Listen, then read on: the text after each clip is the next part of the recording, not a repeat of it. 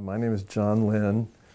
My father was Harry Lynn, who he bought the Uline Arena in 1960 and owned it until around 1970, changed the name to the Washington Coliseum.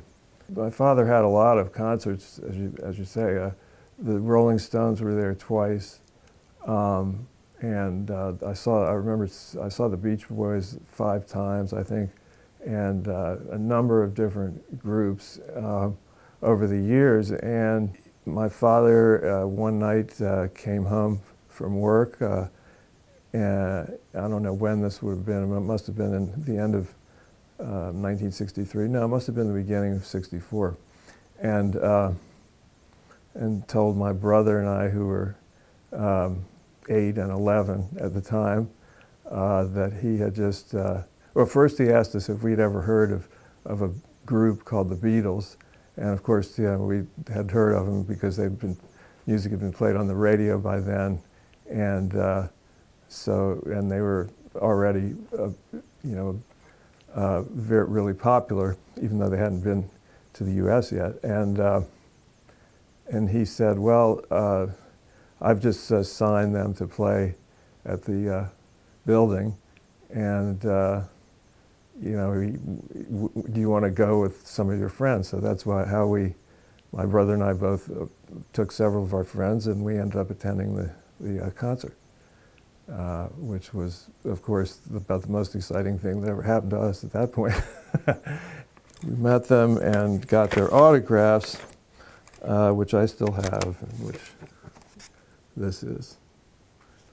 But of course, the concert I remember pretty well, just in terms of all the screaming that would occur. Like as soon as it seemed like the screaming would start as soon as they would start the song, and then once they finished, then it would die down a little bit, and then it would start up again as soon as they started the next song. And yeah, the interesting thing, I mean, that whole thing with how he got the Beatles, it just was all, at least as I remember, it was all pretty much of a fluke. I mean, I think I've said this before, but